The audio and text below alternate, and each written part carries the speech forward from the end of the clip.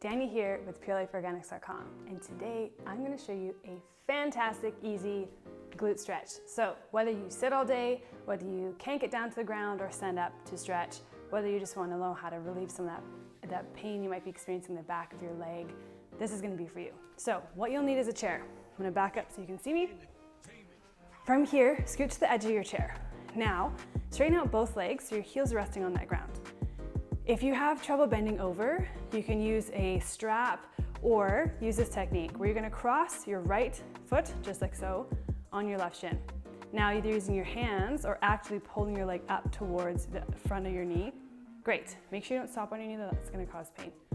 From here, you might already feel a nice stretch in your right side. If not, drag your left heel on the ground now, and you notice it's going to raise your leg up a bit higher.